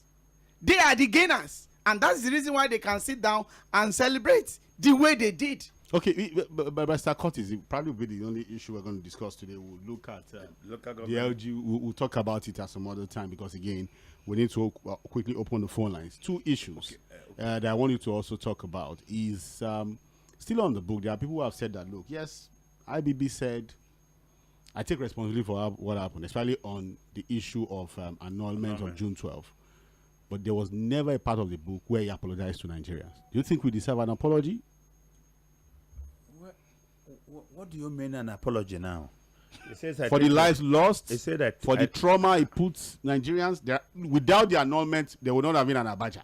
Because whatever Abacha did to Nigerians, which I cannot forget, in Yoruba parents, he did us basha. We saw air, we saw shaggy. You know what it was as a result of June 12th. What you said now reminds me of my colleague. May God rest his soul. He's late now.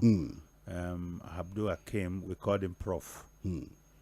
The late Minister of Labor and Employment, Dr.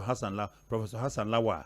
Okay. I think you remember him was my labor law lecturer in the University of Jos. And he walked into the class one day and somebody whistled. And he's so sensitive to such things. He said, look, if we don't bring out the person that whistled today, he's not going to continue the lecture, and he will not come and lecture, but he will just give us the exam. And so we didn't know what to do. After some time, after a long standoff, the guy raised up his hand and said, yes, I'm not the one who whistled, but I want to take the punishment on behalf of the class. and sacrifice. And we said he was Jesus of University of Jos. Yes, at that time. Mocking him. You know, when you look at Babangida's line of thought, it's contradictory. It's like he marched on his own message. On one side, he said, look, listen, I didn't do the annulment. I take responsibility. But I take responsibility. Do you understand? And the reason why I take responsibility is because I chose to live rather than die. Because that's the whole import. As a coward that he was. That's the whole import. That I couldn't have stood up. I couldn't stand up to Abacha and the other guys that were backing him because there was a plan to take me out. And I needed my life. And I also told Abiola that, look, these guys are after us. But he didn't want to listen to me. But like you said, he could have done something. He could have gone ahead and announced the result, asked Humphrey Ngozi to announce the results. And then and say, whatever happens to me, happens. But I have done my bit as the leader of Nigeria. Again, don't forget that he's telling this story with an eye on legacy and history. And you don't expect such story to be comprehensive and reasonable to all. But these stories are reasonable to him. And so long as he's satisfied, it's his story, not our story. Now, but he's telling his story to us that witnessed the story. There are a lot of people, like Professor Chido Odinkalu, yes, said he's telling lies against dead people. He waited for all of them to die. That's the way he read the book. An Islamic group now just came out and said, stop blaming people. Again, look, it comes with writing a biography. Okay? So no matter what you say, there will be people who will dispute it. I read Bisa Konde's book. I mean, there are also a lot of questions, questions and all that. If Aladoja said that, look, he was going to take him up in court. You understand what I'm saying? So, but IBB could have done much more than he did. But again, it's his story, and we just have to listen and make a decision whether to accept it or not to accept it. But do you think he should be prosecuted? I don't think so. For the annulment? Yeah, I'm for the things that, You know what? Politically, you can prosecute him in public court. But in the court of law, how do you prosecute him for what offense? There has to be an offense. Listen, he's taking a collective responsibility on behalf of dead people. He was the leader. So, but he's still alive. We can't punish Abacha and others. We can punish him, don't you think? And that's why I'm saying in the court of public opinion, you can punish him. But when you go to court of law, or we don't have the willpower to prosecute when you go to the court of law, you are then allowed to produce, you are then compelled to produce evidence. And it's going to be a criminal trial. So you have to prove beyond all reasonable doubt. You think we don't have any evidence to prosecute? I don't think you have that evidence. All right. Thank you so much, Mr. Kotisagba. Thank you, Nuruddin Adewenro. I think it's been a brilliant conversation again. That was a book that has gotten a lot of Nigerians talking. I think more will still be said about that particular book, because again the revelations are just there, really. I've read just about half of the book, really, and I think I'll try and just finish the book again. And you know, there was something he said in that book about institutions, that individuals cannot always be trusted to do the right thing for the country, and that was why he tried to build institutions. You know, and that institution that he built is the one that is putting us in this shape. There is no way we want to write corruption in Nigeria. And of course, it's not. You know why? You see, progress is incremental, and that's why we have elections and change in leadership from time. Of course, yes, they did so many things that made it difficult for us to break out. But what have we done since then? Like India, of course, was colonized. Yes, by the British. Because there are people who are still blaming the amalgamation of 1914. Oh yes, that's the reason why we are not making progress. You know, there are people who are still talking about 1914. And you know what I said to one guy? We're just talking recently in a group chat, and he told me that there was a need to break up this country. That when we break up this country, you see the kind of development. Oh, really? Oh, he also talked about the fact that the regions were working very well. Oh, did you tell him? Did you tell him? Yes, So they needed to same region. the way you see Nigeria in different parts now is the way the different countries will look like. In those little clusters. Yes. Look at the Niger data, for instance, and the kind of money the governors are getting from federation account and the internal generated revenue. What has made them different from Lagos? That is not what have they done different from Ekiti State? In that region. If you create a country called south of Nigeria today, and you think people will automatically become nation builders? The same mindset, the same set of leaders. It's like a man who is working for another person. Yes. I say, if it was my business. When I get my own business, the way I'm going to work, if you are not working hard in another man's business, when you get your own, you can't do better. Yes. Well, thank you so much, because we need to open the phone lines. I think it's been an interesting ride, really. Let's start to take the calls, really. 09136 0000410, 09136 0000410. You can also send your messages on Facebook and our YouTube platform. We'll take all the messages. Hello, good evening. It's very good evening to the pillar in the house. Yeah, good evening, Prince Wise. I don't try. I saw the man in Abuja. Oh, really? Prince Wise was there. Okay. India, is that I don't go. Is there who go? Yeah. Those who are key, that those who are mean, those for who swallow a lot of tear gas. If you permitted me, I will take this man to other court. If they don't allow me to take it to court in Abuja or in Lagos. You see, this man for me is a liar, number one, and this Duke, it doesn't make any news. He have already said it about 12 years ago when he was interviewed. He said, I take responsibility. This Please go on, sir. So, IBB says he wants to build a presidential library. Yes. I think they should stop deceiving us with this kind of things they are telling us. Who is going to go there to research there? Who is going to make use of that presidential library? Or is it just building it for himself? The friend, Obasanjo, who built presidential library, I was there the other day. It's a hotel. I went there, slept there, paid money. Oh, you slept there? It's part of the research. Recreation centers. I slept there. They should start telling us about presidential library. Go and do his own. You build his own. Hello, good evening, you. God will bless you for doing this for us today. Thank you. Because I want to call this topic now as a revelation time for all the past people that are still remain, that they are thinking that they are still remain, to be able to be passed very soon. That is the reason why they are passing this revelation. Let me tell you this. This is the failure of his sense by the power. We will I know some certain things. I know about 1991 oil boom. Gulf oil will fall. I know, yes, and we know about the Samodo. Samodo was the one who gives the Babangida. So that is an intentional act and the greediness of Babangida that made him to another election. 4 p.m., 23rd of June, 1993. Are you with me? Yes. Hello? We are with you. Babangida came on air and announced the election, and it's not calling Abacha. Was it not Babangida that unleashed Abacha to unleash soldiers in America, July 5th, 1993? 480 votes in the network of Isologita. And why is he telling us what to do? I don't know what I'm saying. In the general crime, how do you should have stayed with that fellow in the head? I don't know what I'm saying.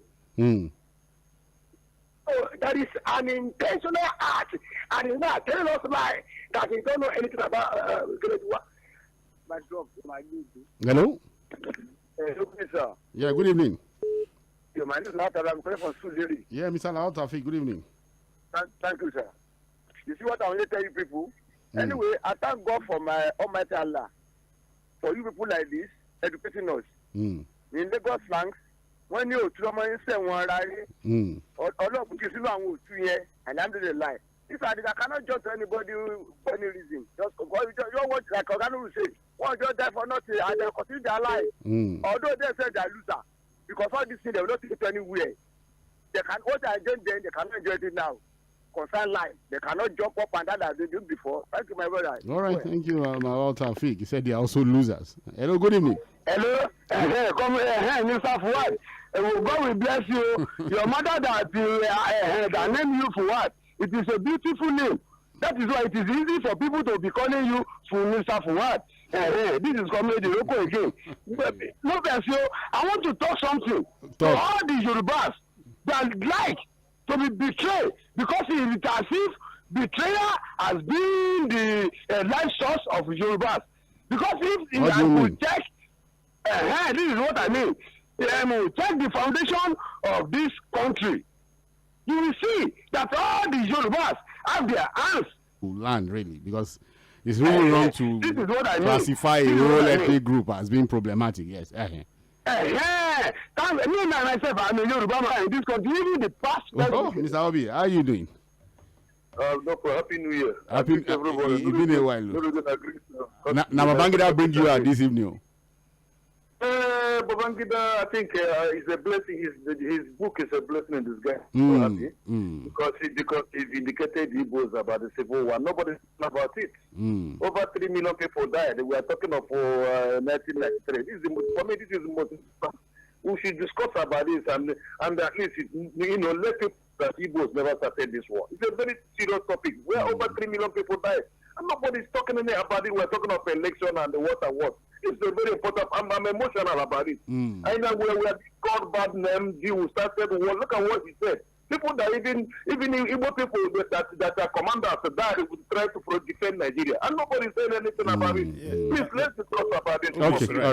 Okay, right. You also talked about the first coup by Zogu. He said it was not an Igbo coup. It was not really, because that was a feeling that because of his name, that this was a guy who was trained in the north. And I think a lot of the stories around the first Nigerian coup is well documented. For example, in Why We Struck by Ademola Ademoyega, for anybody who can read it, all these 5 majors organized the coup, and it was not really about any ethnic group, really. They were well-educated, attended schools abroad. Sandos, young, brilliant guys who just wanted some form of revolution at that time. So it was not really about ethnic group.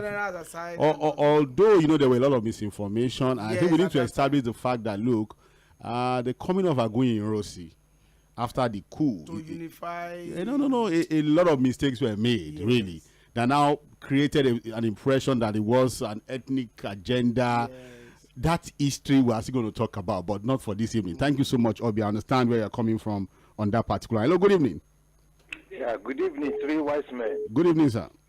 We really appreciate your efforts for developing this for this country. Thank you. Your name, sir, where are you calling from?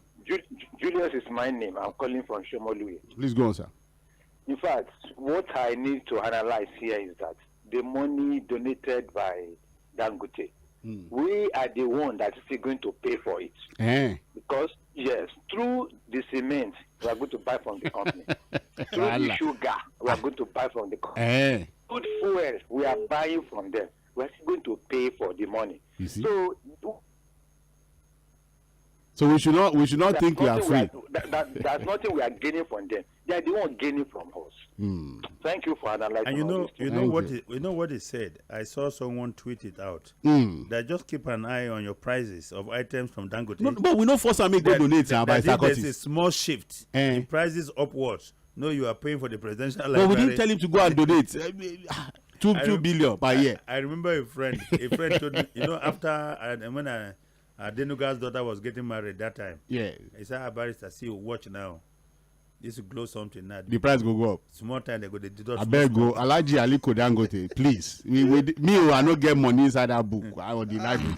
Please. I don't buy his fuel. Don't buy cement. How would I know? Hello, good evening.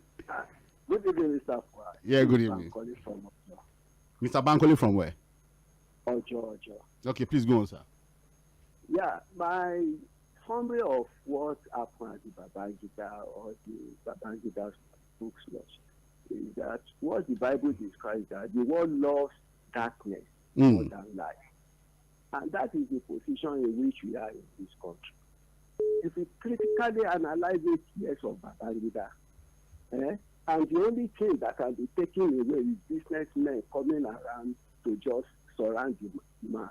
We do not have any intellectual, we do not have any critical infrastructural development that gives credence for that 8 years, rather than sorrow, tears, and blood, for his 8 years period. Because we are talking about the development in his country, 85, Vastaku, 86, Delegiwa, 2090. All these issue of sorrow, tears, and blood. Nobody can come out critically that this is the state I was when I was in health situation, health hazard. But during Babangida, he created a equipment facility that aided us out of the pain. Educational institution cannot come out and boldly say this is their gain for his 8 years. A lot of things, but the only thing is businessmen that he made billionaires. He corruptly enriched. That's the only thing. Right. Some people will now give credence to that man. Thank you. All right, we need to take a lot of the messages we have on Facebook and YouTube so that our Facebook people will not accuse me of ignoring them this evening. We have Obiora Ezechukwu. We say, good evening, gentlemen in the studio. Concerning IBB's book launch, can you imagine the people that gathered in that place to commend IBB for work well done? Most especially what President Tinubu said. He said IBB motivated him to join politics. My brother, all these people are the same. God bless Nigeria. That's from Obiora Ezechukwu from Kowonjo. We have Abdurrafiu Alaba Alakwe. We're saying, beautiful evening to you all honorable men in the studio. Ogbeni Alaba Alakwe from Sabo Ijewoniba Ojo. On Babangida's autobiography, it's unfortunate that he wrote his book when Asiwaju is the president, because I believe Asiwaju was part of who IBB intended to kill then. These are the men of Abiola. That's why I said it's unfortunate that his book was launched during Tinubu's government. But nevertheless, Babangida should just apologize and return all Nigerians' commonwealth he has acquired for himself. If he can do this, Nigerians, especially the Southwest Yoruba, may choose to forgive him. And lastly, Babangida should mention names of those existing politicians who participated in the June 12, 1993 election. Even Peter Obi should also tell us his and Ato's role during the June 12 presidential election, who called for 1 million man march against the election and who submitted the annulment letter to the electoral umpire then. All these questions are begging for answers from the presidential candidate. I don't know how you just slid into bringing Obi into the conversation, but I won't take that. Omoni Tokode is saying, I don't think Abacha could have been more powerful than Babangida at any time during his tenure. All Babangida needed to do was to sack him. We have John Bernardo. He will say, good evening, house. What I see about IBB and his book is just his continuation of his Maradona skill, nothing else. Basil Chika is saying, having had a little insight on IBB autobiography lately, I must say it was nemesis and the blood of the innocent Nigerians who lost their lives at the work. That was why even those who claim to love and on the side of MKO like Tinubu and Oshibajo can't even avoid the gathering because they've benefited. Lastly, one take home from the whole thing was clarifications that the 1967 coup wasn't an Igbo coup and was not directed to any part of the country as widely speculated and believed. Chika Bende from Trade Fair. We have Kehinde Ojo, Okwe Kehinde from Ijegun, was saying the man Babangida should explain to us who killed Delegiwa. Also, he should tell Nigerians why he annulled the election. As a Maradona, Babangida conscience is really haunting him because he realized Pa Edwin Clark and Pa Ayo Adebanjo died within a week. Babangida sharply tried to come pacify his sadness. Who is next to die? Tani Kukon. Where is David Mark? What was David Mark's role in the story? His case would be worse than Maradona. Well, I tried to put that together, really. Sheil Noah is saying, good evening, friends. The autobiography of General Babangida contains lies, fabrications, and exaggerations. He wanted to dribble the electoral process with the hope that there would be a political impasse and confusions, which would have been his excuse to perpetuate himself in power. It was a miracle that 1993 elections became the fairest and freest in history of Nigeria. To his surprise, he annulled the elections with impunity. Why was he hunting Gani Fahimi and put him in so many prisons because of Gani's attempt to bring him to book through legal means on Delegiwa's death? Nigerians know better and won't be surprised in Babangida's gyration. The question is still who killed Delegiwa. John Bernardo, Abacha announced Shagari removal, while Dogoyaro announced the removal of Buhari. Abacha announced Shagari's removal, while Dogoyaro announced the removal of Buhari. James Unwachi Ogbona is saying, the district gentleman in the studio agreed to professionally. By Curtis, why did it take IBB 32 years to state his own side of the story? How old is he now, and how many years more does he have to live? At this stage of his life, does he have anything to lose? What does he need a presidential library for, and why is it that him and OBD are narrating what happened under their watch now needed to build presidential library? Who again is next to build his own presidential library after explaining what happened under their watch? By Curtis, who are those that even go to their presidential library to read or research? My disappointment was to see past and present leaders hailing and cheering him when they all knew the atrocities he committed. I'm disappointed in all of them, including Jonathan, whom I admire so much. They are all the same. He should use that money contributed for him to compensate families who lost loved ones. He's talking about the need for a presidential library. Again, we are back to the issue. These guys don't see things the way we see it. They live in a different reality. Different political ecosystem that rewards themselves. So to think they will think like us and that's why they keep succeeding and will keep failing. Because they don't see the things the way we see it. Yes. All right, Olanisimi Samuel is good. Keep the good job you're doing. We enjoy your program. Thank you. Eugene Oxley is saying, good evening, all the men in the studio. All I can say is there are some truths and not so truth accounts. Okay, we said there are some truths. Maybe not all the things that he said was truthful. At Tondaka, this Samuel is saying there's no reason for the book launch with all due respect and humility. Quite a pity that we all know the truth about everything in the book to be white lies. Even the excuses of late Sonny Abacha has already been defended by Sadiq Abacha. Just a pity General IBB remains unchanged at his age. Hope the Ejigbo plane crash was mentioned in the book. Still on the early childhood in the book with series of lies. Happy Sunday. Okay. He talked about the Ejigbo plane crash. He said it was due to aircrafts that were not properly maintained. And that there was nothing to it. That the rumors that he killed them because of he wanted to wipe out top military officers because of the Okaku was not true at all. Okay. Yeah. A lot of denials in the book, really. Echo Aqua on in and many soldiers that died. The worst one was the best pilot in the who is a Nigerian, a young man who was alleged to be among the coup plotters. Israel Adamu Sakaba. Sakaba, I think so. Israel offered to pay heavily to buy him over to Israel pilots. IBB refused and said I will kill him allegedly. He's talking about the young pilot that was killed among the coup plotters. Again, like I said, if truly there was a coup, I mean, the Nigerian government is not going to exchange a Nigerian pilot for Israelis. Israel won't do that. Israel will not even convict a drug pusher from Nigeria and say, let's release him to you. Yes. No, that doesn't happen. The world is saying, good evening, guys in the studio. For us said nobody forced anybody to contribute. Remember our debt from borrowing. Was it not calculated on everybody's head? So, indirectly, all the big parties that contributed are the major stakeholders in the country, one way or the other.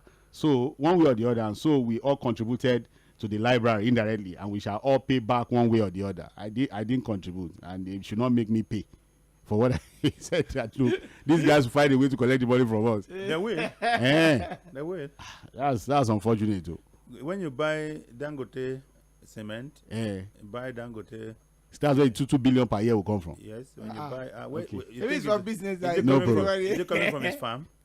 Okay. The way I feel, knowing that I will have to be paying somehow, even if it's just 1 cup per day, it pains me. Okay.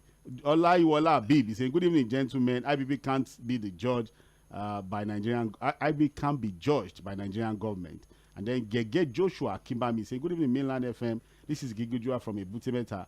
I just want us to learn from this book law. The politicians don't really care much about us, but only our votes. Let's see whether we can squeeze in one or two more calls before we call it a day on the show. Hello, good evening, Madam Ifi. How are you? Madam Ifi, how about it? Good evening, again. Good evening, yes. Yeah, good evening. Curtis. Good evening. Your voice sounds like that of Joseph. I have to go and look at the book to see whether it's the one. Yes, please go on, madam. Everybody. We are fine. You see, Babangida shouldn't have been calling names because after that, after the election, actually, MKO won that election after the debate. People like us were planning to vote for NRC. But after the debate between him and Topa, we not found that Topa didn't have anything to offer this country. And that was the beginning of his victory. And on the 23rd of June, 1993, you came to the air and not that election. So why are you calling Abacha? Abacha don't die. And look at what goes to say. You say you're a victim. You are not supposed to your daughter to insult you. You don't need to call me.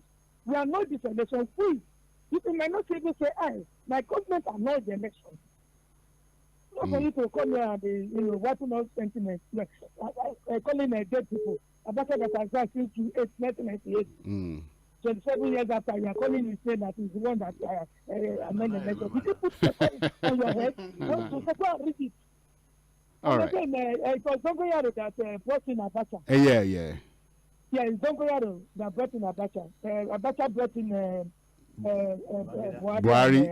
Zīɣoᴜᴜ brought in Babangida. Yeah, thank you. Babangida. Yeah, thank you. No, Zīɣoᴜᴜ brought in Abacha. Okay, all right. Thank you.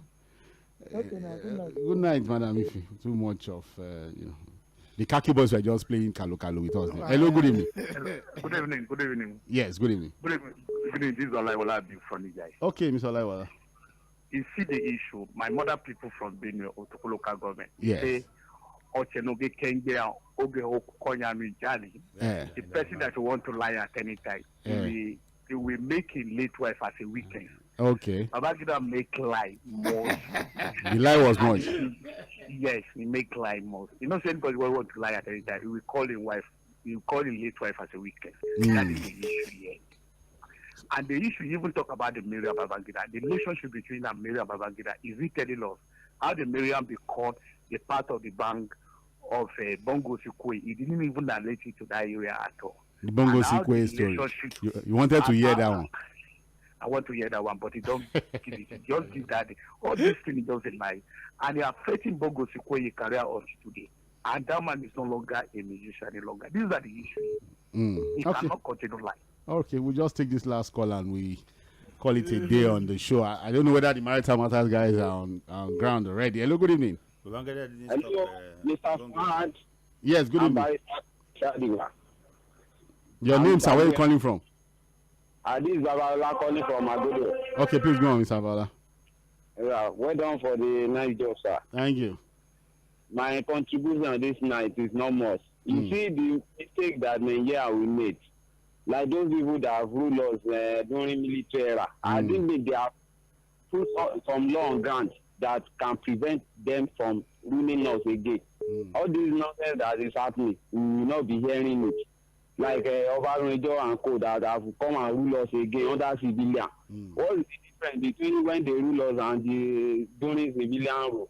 So that's what gives them all those guys to come and question whatever all the nonsense that are going up and down. Nigeria, until we make up and we have the right ground, we move forward. All right, thank you so much, and that'll be the last call for the evening. Well, it's been an interesting ride, really, by Statista Adigba, Nuruddin Adegbenro, really helping to break it down. Really, we couldn't take everything that was written in the book. We just had to pick what we considered very relevant to public discourse as far as the biography of IBB is concerned. But Statista Adigba, what's your final take on the show this evening? Well, I will end up with what Ronald Reagan said. That freedom is not an inheritance. It has to be constantly fought for. And it takes just one generation to lose it. Just one generation to lose it. All right, thank you so much. Nigerians should bear that in mind. All right, thank you so much, Barrister Statista Adigba, for the brilliant submission again on the show this evening. Nuruddin, your final take on the show this evening. Well, for me, now we are in democratic era. Don't lay your life on ground for any politician. It doesn't worth it. Okay, don't kill yourself for any politician. It's not worth it. Thank you so much, Nuruddin Adegbenro, for your brilliant submission this evening. We have Adisa himself, the Maritime Matters people. Because of this cap. This cap, I was wondering why they didn't make it a question and answer segment. I don't know why. What IB was scared of. Well, you were to ask right? No, he was telling the story. Well, if you tell your story, at some point there should be a Q&A session where people could ask you the real questions. A lot of your callers I was listening, they really could have. No, military. That's easy. Now we're in a democratic. Don't be story. Go and write your own book. That's what I'm I hope you saw the story we're to discuss today. Yeah, I was trying to follow the story of Japa and some of the consequences. I'm pitying the woman. She has a child in Oregon in America, and they can't move, and they are forcing it. We only see it in their cartoons, but they say that the woman says that they are forcing it to the child in school, that they should come back and the child should turn transgender and all that. All that we'll discuss. Okay, so that's what you guys have for maritime matters. Transgender. It was in a letter to the morning, but we'll discuss all of that. In the school, there in the US. It's going to be an interesting one tonight. Americaners will listen. Oh, well, that's the voice of Meanwhile, there's a Nigerian who has lived in the US for 40 years. He's been arrested and is facing deportation. You know the guy that married one of that beautiful woman, Williams. Oh yeah. Somebody Kubadia. Yeah. Oh yeah. Okay. Yeah. He's waiting deportation to Nigeria. Well, I'm sure Adisa, your group of analysts would also look into some of this issue for people who I'm sure a lot of our listeners will be interested in listening to this. All right, thank you so much. Well, this is what we call today Political Roundtable Milan 98.3 FM. Let's just stand by as Adisa takes you through interesting conversations around marriage, relationships, marital matters comes next.